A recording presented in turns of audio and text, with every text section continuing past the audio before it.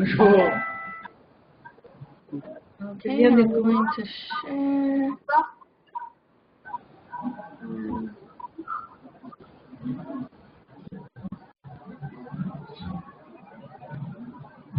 Alors, pour la présentation aujourd'hui, on va regarder toujours sur la santé mentale. On va regarder le stress aigu. La version de MH4 que je vais partager avec vous, ça a été fait par, évidemment, par OMS, Organisation mondiale de santé. Mais cette version, c'est une version spéciale, un peu, c'est une version humanitaire. C'est pour ça qu'on a un module sur le stress aigu. Je sais chercher ça parce qu'on avait parlé de ça. Je vous avais promis qu'on allait parler de stress aigu. On trouve ça, le stress aigu, on le trouve surtout dans des conditions où il y a eu des stress, beaucoup de stress ou des crises. Donc, je pense que c'est sûr que vous allez trouver ça assez fréquemment chez vous, avec les patients que vous voyez. Donc, je me suis dit qu'on va regarder la version, le module stress aigu et la version humanitaire. Amanda, do they have access to these PowerPoints later? They do. OK. Alors, j'ai mis en dessous, je ne l'ai pas distribué. Ça a été partagé avec moi. C'est pas une module qui est encore disponible pour tout le monde, mais certains parmi nous, on a eu la chance de l'avoir pour pouvoir déjà partager et communiquer les messages et les leçons. Donc, je vais quand même partager avec vous, mais je vous dis, je vous demande de ne pas distribuer pour nous, pour notre travail ici. C'est pas pour distribuer parce que ce n'est pas la version finale. Donc, la page suivante, next slide. Juste parler un peu d'objectifs qu'on a. Aujourd'hui, si on arrive à le faire avec le temps qui nous reste, c'est vraiment d'apprendre comment faire une évaluation de stress aigu. Et si on fait l'évaluation, on trouve que ça existe, on trouve que ça présente, donc comment faire la gestion de patients. Voilà les deux objectifs qu'on a. Si on n'arrive pas à le finir aujourd'hui, on va continuer la semaine prochaine avec les leçons. Souvent, dans les situations d'urgence, les gens peuvent être exposés, à une série d'événements qui peuvent être potentiellement traumatiques. Là, c'est très important de se rendre compte, de se dire et de savoir qu'il y a beaucoup de résilience chez nous, les humains. On a notre psychologie est quand même assez résilient. C'est pas parce qu'on passe par un événement traumatique qu'on va être traumatisé. D'accord? Donc, c'est pas tout le monde qui va être traumatisé par un événement traumatique. Par contre, si la personne, dans une situation d'urgence, par exemple, passe par un événement qui est potentiellement traumatique, il faut garder ça en tête parce que la plupart des réactions à ces événements, la plupart n'amènent pas des troubles mentaux, mais ça se peut. OK? Certains événements le font, certains le sont plutôt. Donc, on va garder ça souvent en tête quand on a un patient devant nous qui va nous donner quelques symptômes dont on va parler. Si la personne a été exposée à une série d'événements qui est potentiellement traumatique. Can we go to the next slide, please?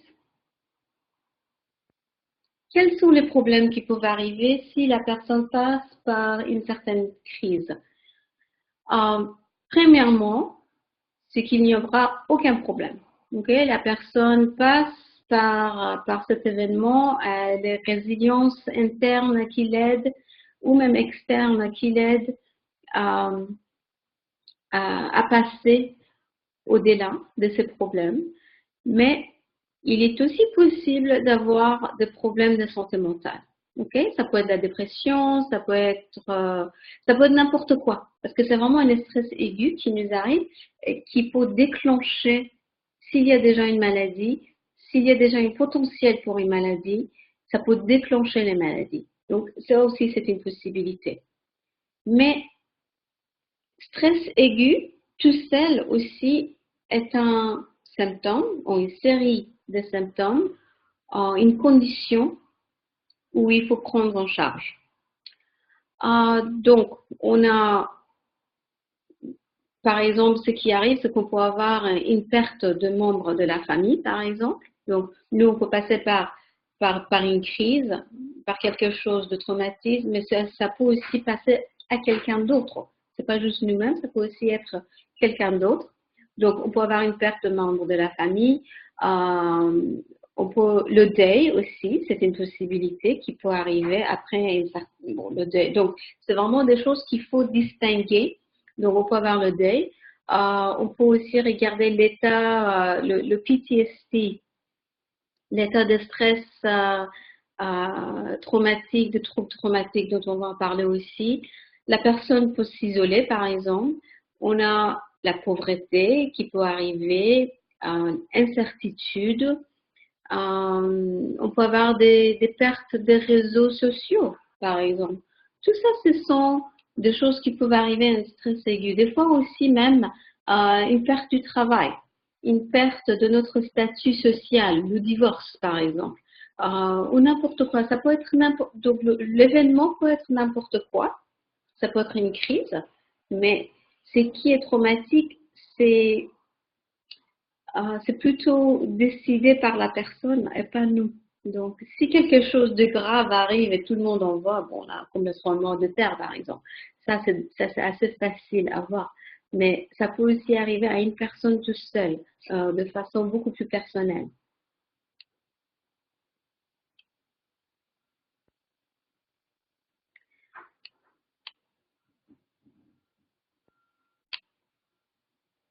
Donc, il faut s'assurer qu'on sait que quand on passe par un événement traumatique, on peut avoir d'autres troubles aussi bien que le stress aigu. Okay? On peut avoir des troubles qui ont des symptômes qui ressemblent au stress aigu et on peut avoir le stress aigu aussi bien que d'autres symptômes. Donc, on va regarder ça. So, next slide. Quels sont les problèmes qui sont liés au stress que les gens présentent? Ça change, évidemment, ça va changer dans votre communauté.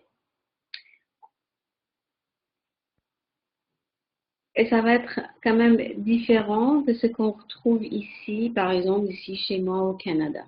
Okay? Les problèmes psychologiques ou même physiques vont être différents dans chaque culture, dans chaque contexte.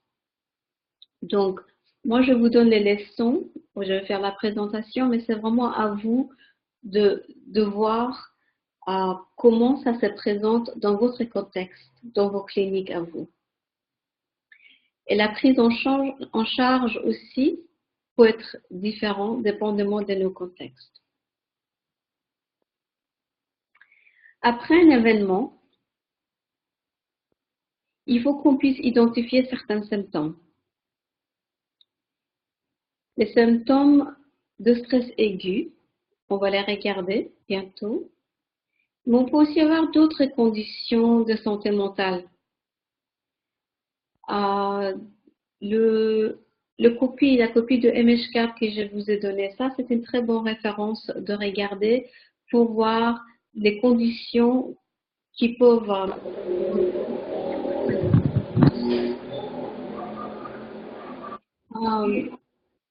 donc on peut avoir la dépression par exemple, le OSPT qui peut arriver, donc il faut vraiment distinguer ces deux-là. On peut avoir aussi consommation de l'alcool, l'abus de drogue, la psychose, toujours pour être déclenché ou pour revenir les symptômes, les symptômes aigus de la psychose surtout. Le suicide, vous allez voir des gens qui peuvent être suicidaires. et d'autres problèmes.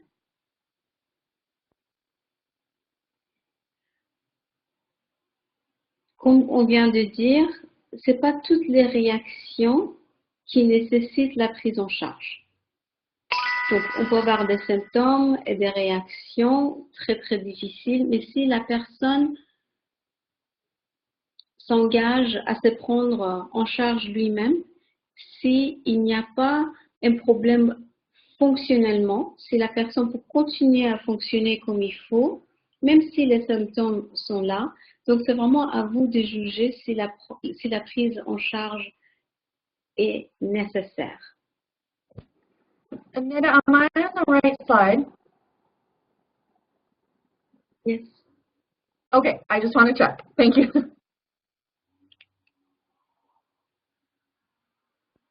Okay, we can go to the next slide. Je vous laisse une minute pour lire les symptômes et on va en parler. And just so you know, Nita, I have my microphone and everyone else's microphone on silent because of the echo. So, Okay. just so you know. Okay, great.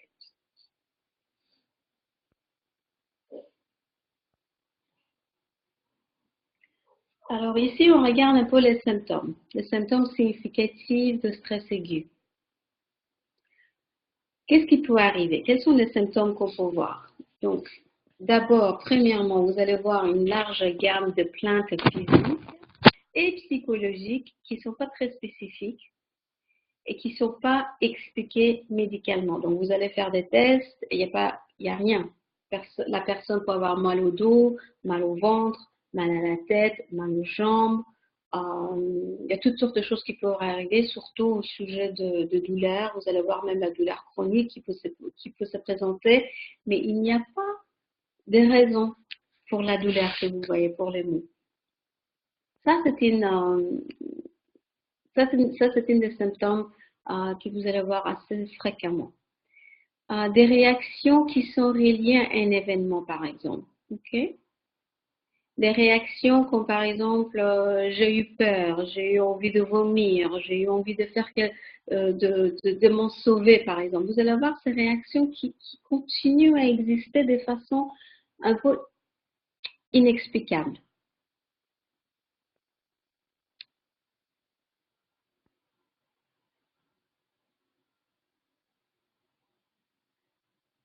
La prise en charge, on le fait surtout quand il y a des difficultés dans le fonctionnement quotidien. La personne ne peut plus continuer à faire ce qu'il faisait avant. Ça, c'est un symptôme assez important dans toutes les maladies mentales, un peu, quand on regarde. Pour la dépression, par exemple, vous pouvez avoir plusieurs symptômes de la dépression, mais si la personne n'a pas de difficultés à fonctionner, là, on n'a pas besoin de diagnostiquer ou la prise en charge. Ça aussi, c'est pareil ici. Pour le stress aigu, on regarde est-ce qu'il y a une difficulté importante de fonctionnement.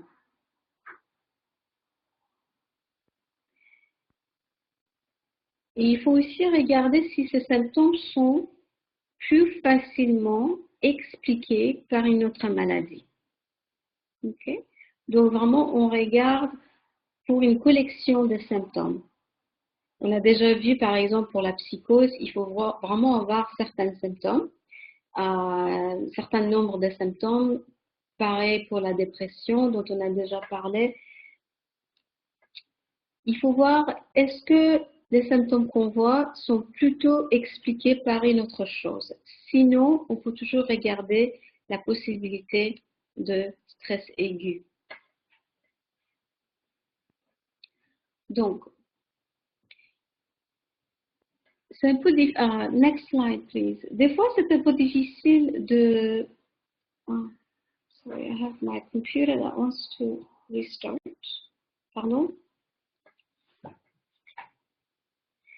On va regarder aussi vite fait l'état de stress post-traumatique. Parce que ça aussi, vous allez voir, ça peut arriver après une crise traumatique, mais il faut regarder ça et puis il faut voir distinguer entre le stress aigu et l'état de stress post-traumatique. Pour l'état de stress post-traumatique, vous allez avoir un ensemble de symptômes qui sont un peu différents de stress aigu. D'accord? Quelles sont les caractéristiques? C'est la personne va revivre cet événement dans la tête. C'est ça qui est le plus important. Okay? Pour le stress aigu, vous n'allez pas avoir ça. Okay? Si vous l'avez, là vous allez regarder plutôt l'état de stress post-traumatique, qui est une chose, qui est quelque chose d'assez différent. Mais il y a aussi certains comportements ou les situations qui sont différents. D'accord? L'hypervigilance est vraiment ce qui distingue aussi le stress aigu et le post-traumatique. Okay? Le stress post-traumatique, l'état de stress post-traumatique. Donc, la personne va revivre la situation traumatique, il va penser que ça va arriver ou ça va tout de suite arriver, ça va retourner et il y a aussi une certaine hypervigilance qui va avec. Ça peut persister plus d'un mois, okay, après un événement et impacte aussi qui est assez négatif sur le fonctionnement quotidien.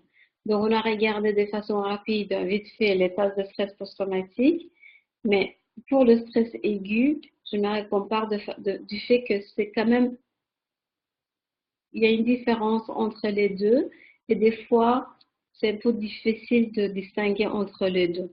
Okay? Donc, pour la différence entre le ESPT et le stress aigu en particulier, le critère de durée de plus d'un mois et les symptômes caractéristiques. Et voilà les symptômes caractéristiques dont on vient d'en parler. So we can go to the next slide.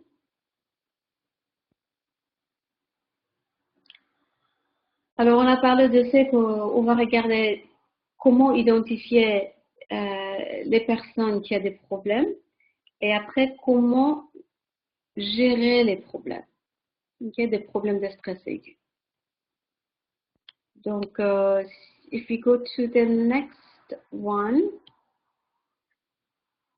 comment faire l'évaluation? Okay. Donc, il y a 3 critères vraiment à voir. D'abord, il faut évidemment voir si la personne vient de passer par un événement qui est potentiellement traumatique. Donc, il faut d'abord distinguer ça, évidemment. Donc, si vous allez voir, vous allez voir un patient qui présente certains symptômes, et vous pensez que peut-être ça peut être le cas. Donc, il faut qu'il y ait eu un événement potentiellement traumatique. Et s'il y a eu un événement potentiellement traumatique dans le dernier mois, okay, est-ce que les symptômes sont toujours là? Est-ce que les symptômes de stress aigu sont toujours là? Donc, la durée est très importante. Une autre chose qu'il faut regarder, et c'est très important, c'est voir si les symptômes ne sont pas mieux expliqués par autre chose, il faut quand même voir s'il y a une condition concurrente. Donc, c'est possible qu'il connaît la psychose et le stress aigu. C'est possible d'avoir la dépression et le stress aigu. Donc, les conditions concurrentes sont aussi là. Il y a des études qui sortent même ici au Canada. J'ai vu ça aussi en Afrique et ailleurs. Souvent, quand on voit la condition de psychose, on laisse tomber les autres conditions. Okay? On ne donne pas de traitement pour les autres conditions. Alors que c'est très commun d'avoir plusieurs conditions concurrentes ou 2 ou 3 conditions concurrentes. Donc, le stress aigu, la psychose, oui, on peut aussi avoir les deux. Ou la dépression, le stress aigu, c'est possible de les avoir en même temps. Next slide, please, Amanda.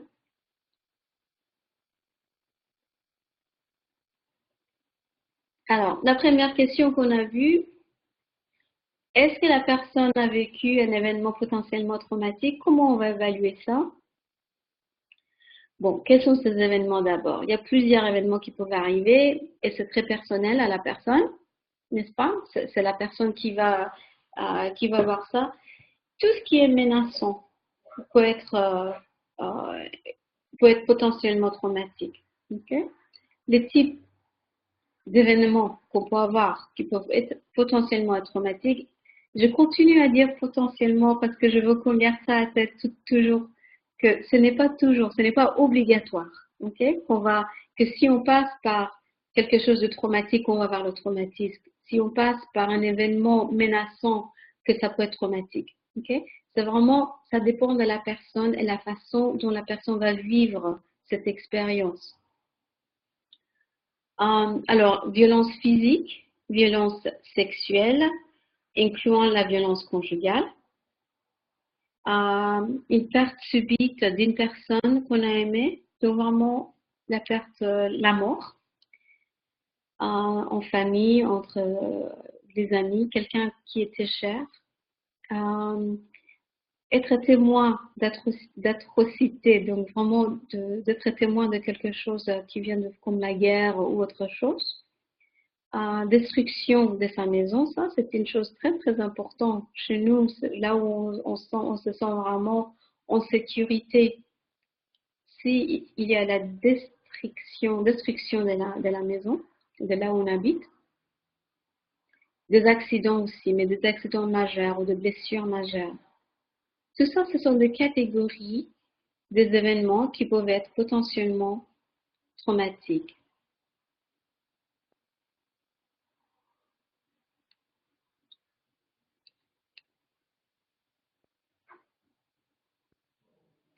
So if you could go back to the next, actually forward to the next slide, please, Amanda. Thank you.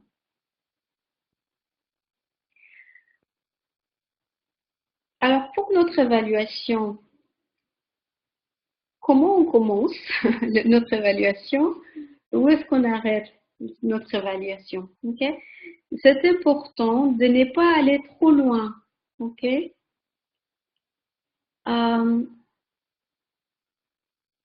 C'est important que le ESPT n'est pas le seul problème qui peut arriver après une exposition où on a un événement potentiellement traumatique.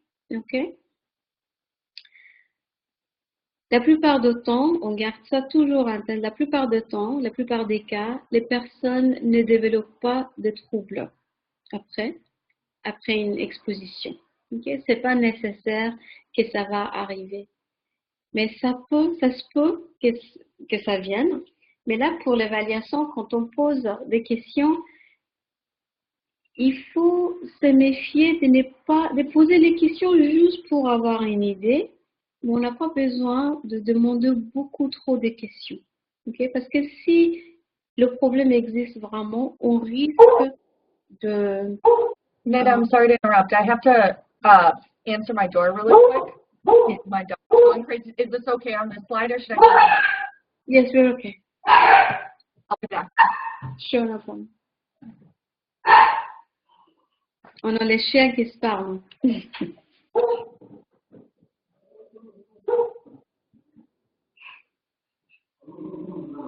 Alors, on n'a pas besoin d'avoir tous les détails des événements.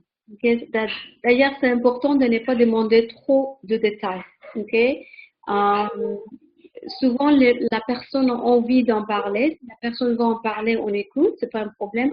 N'essayez pas de poser trop de questions. Okay? On ne va pas entrer beaucoup trop en dedans parce que ça peut réexposer la personne.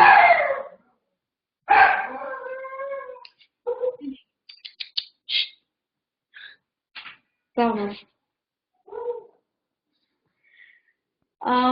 Comment on demande? Comment on pose la question? C'est important de savoir comment demander. Quelles sont les questions qu'on pose? On demande le type de stress majeur qui vous est arrivé. Donc, on veut savoir quelle sorte de type, quel type de problème vous est arrivé. On veut savoir si la vie de la personne a été en danger. Okay? On pose la question, votre vie a-t-elle été en danger? Donc, on pose la question directement. On pose aussi la question, avez-vous vécu quelque chose de très effrayant ou terrible qui vous a fait sentir très mal? Une question assez générale. Est-ce que vous vous sentez en sécurité à la maison? Okay? Ce sont des questions qu'on peut poser très facilement. Ce sont des questions assez générales. On n'a pas trop besoin d'aller en détail. Okay? Donc ça, c'est juste demander est-ce qu'il y a quelque chose qui s'est passé. Après, on va savoir combien de temps a passé depuis cet événement. Donc, ce qu'on cherche comme réponse, c'est qu'il y a au moins un mois. Donc, s'il y a au moins un mois déjà. Parce que des fois, quand on passe par quelque chose de traumatique, on est un peu, on a quand même, on peut pour réagir de façon assez raide, mais après quelques semaines, on se remettre. Mais là, s'il y a déjà un mois et que les symptômes sont toujours là, on va penser déjà s'il y a la possibilité d'avoir le stress aigu. Donc, le temps est important. Une perte est importante, par exemple la mort de quelqu'un de très cher, si ou la maison a été détruite, etc.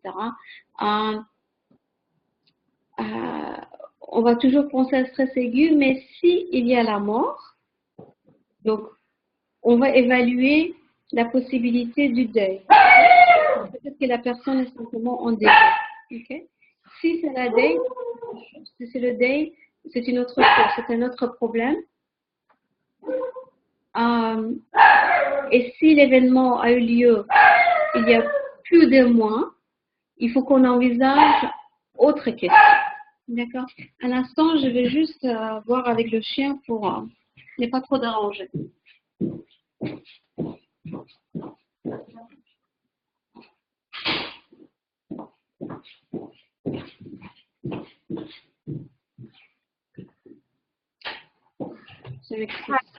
Is the slide okay? Yes. Can we go 2 over? Okay. Next one? Yes. The one after. Okay. Sorry about that. No problem.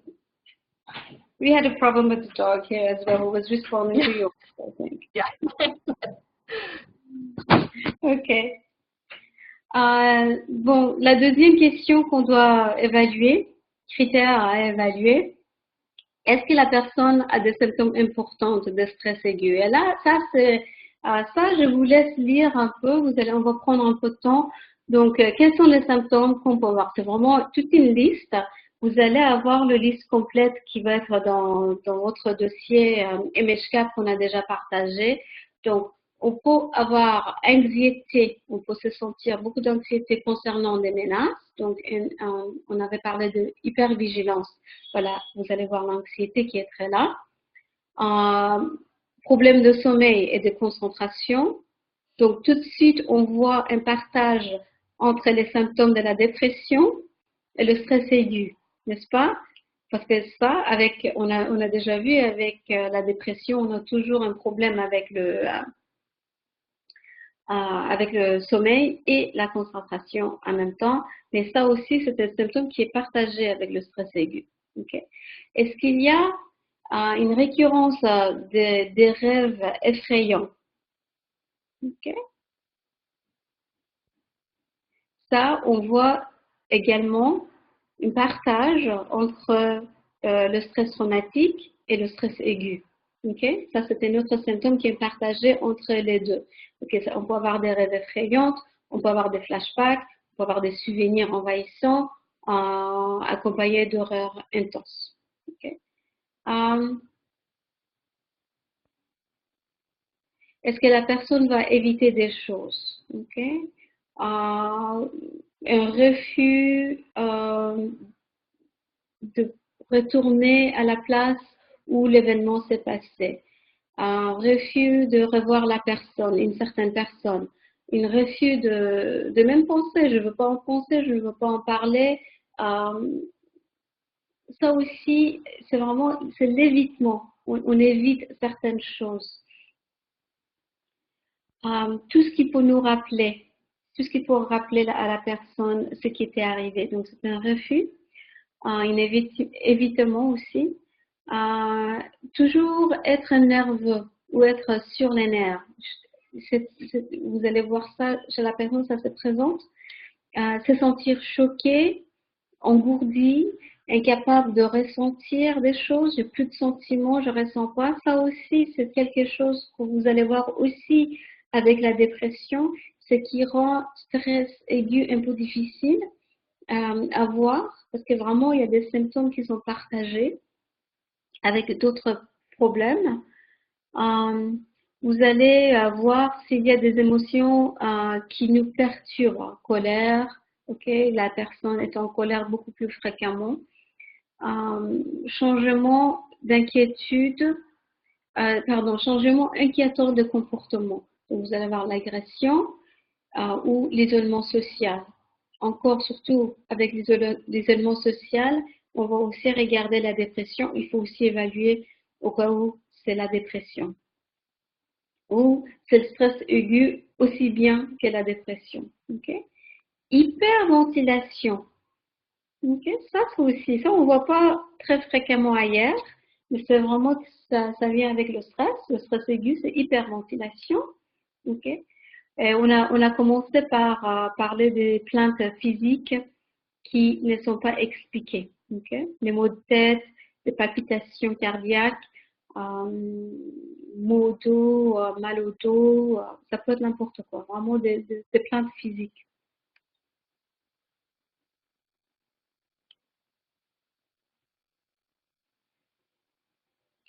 Les symptômes qui sont très significatifs de stress aigu, où vous allez voir, vous allez diagnostiquer le stress aigu, c'est qu'il y a eu un événement qui a été potentiellement traumatisant et cet événement a eu lieu dans le dernier mois. Les symptômes ont démarré après. Donc, c'est très important parce que si la personne avait ces symptômes avant, ça peut, ça ne dit pas grand-chose. Ce n'est pas le stress qui est lié à cet événement. Donc, vraiment, il faut demander est-ce que les symptômes ont démarré après cet événement et si les difficultés sont assez considérables sur le fonctionnement quotidien. So if you could, Amanda, can we go to the next 2 slides? Évaluation question 3.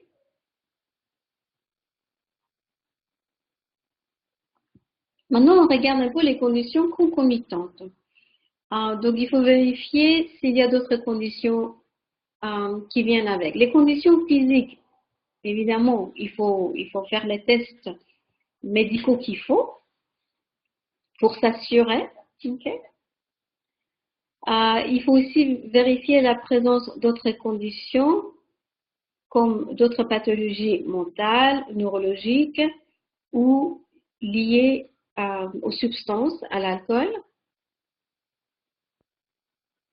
Mais aussi si les symptômes peuvent être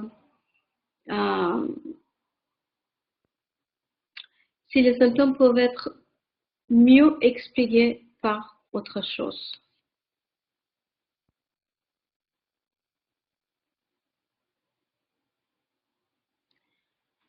If you could go to the next slide.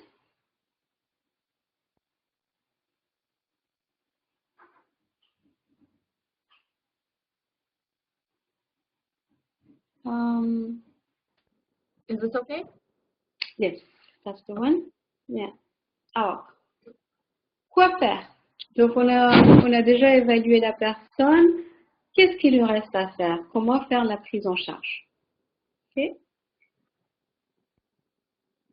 Il sera important, évidemment, de poser toutes les questions. Il sera important d'identifier ce qui cause le plus de déstress chez la personne. Qu'est-ce qui vous cause plus de détresse? Ça, c'est important de savoir. Par exemple, la personne a les maux de tête, mais c'est pas ça qui la détresse le plus. Okay? et quelles sont les conditions qui vous correspondent à cela. Okay? Si la personne a eu des symptômes et des difficultés depuis l'attaque, par exemple, depuis cet événement, il y a déjà 5 mois, par exemple, il y a possible qu'il y ait une autre pathologie qui soit présente, okay? En plus ou à la place de stress aigu.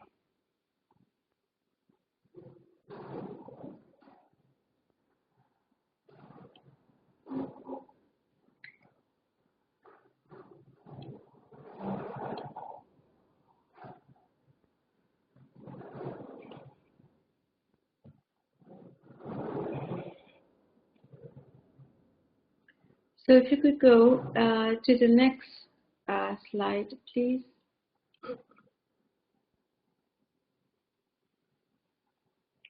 Bon, maintenant, on passe par la gestion.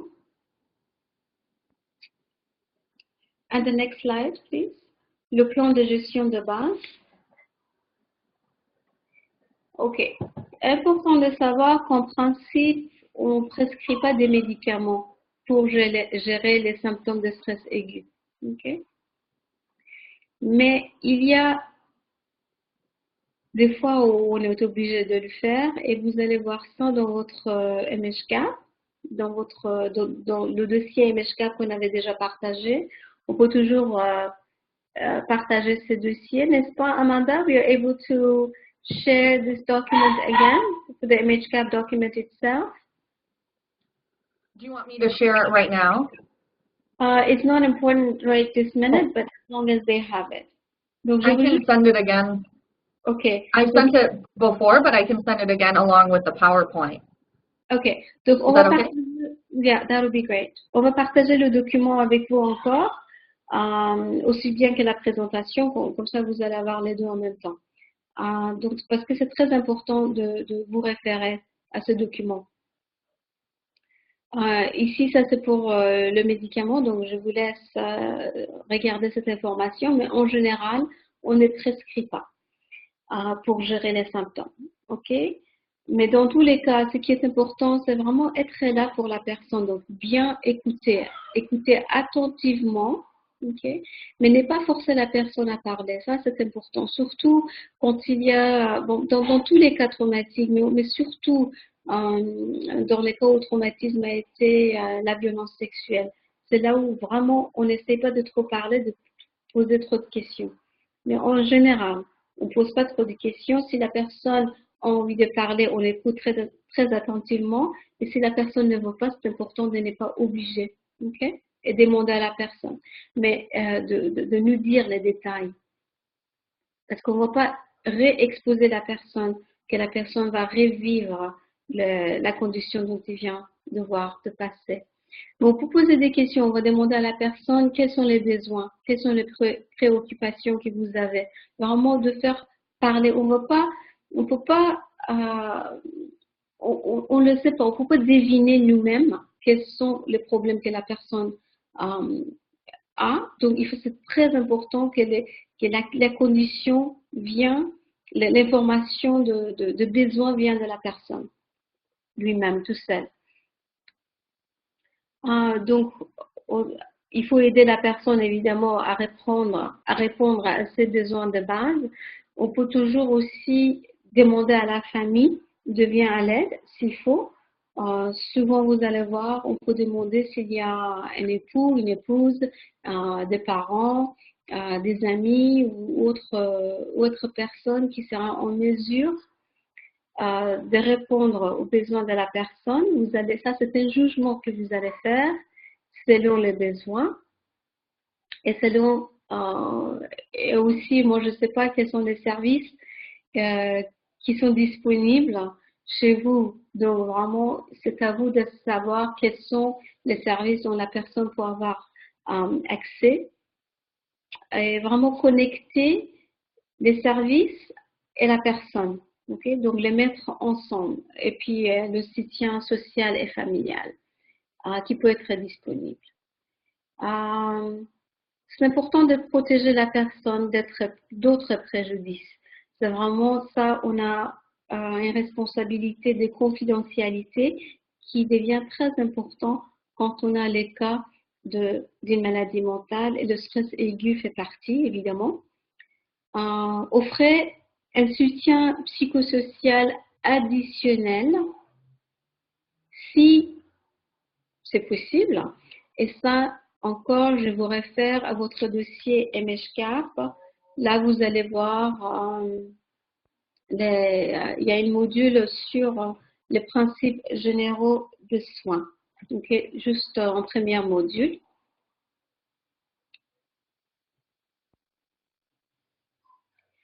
Donner de l'éducation, d'accord? Donc vraiment dire à la personne que les symptômes sont normaux. C'est normal de passer par là.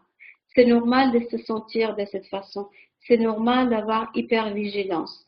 Tous les symptômes qu'on a vus, c'est vraiment un peu normaliser la situation. Ça, pour leur dire, bah, voilà, ça c'est, on peut donner un nom à cette condition, et parler des symptômes qu'ils ont eus et de leur dire, voilà, ça fait partie d'une maladie et voilà, il y a un nom. Donc vraiment, juste leur dire tout ce qui est normal. Et si c'est le deuil aussi, il faut expliquer que certains symptômes sont très normaux.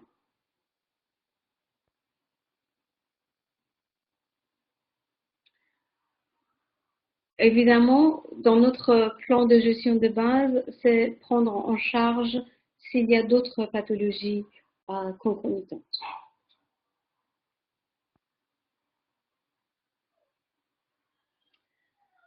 I think we're going to... On va arrêter ici pour aujourd'hui. Il nous reste 5 minutes pour les questions. Okay. Mais on va Hold on reprendre. 1 second. Okay, great. Okay. On va partager avec vous, je pense que ce qu'il nous reste. On va reprendre la semaine prochaine, juste pour finir. Il y a quelques autres informations que j'aurais aimé vous donner. How many slides do you have left? How many slides were left? Oh, I closed it. Sorry. It's okay. Yeah, I already exited out.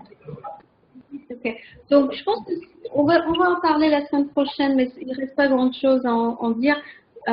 C'est juste regarder un peu le stress aigu chez les enfants.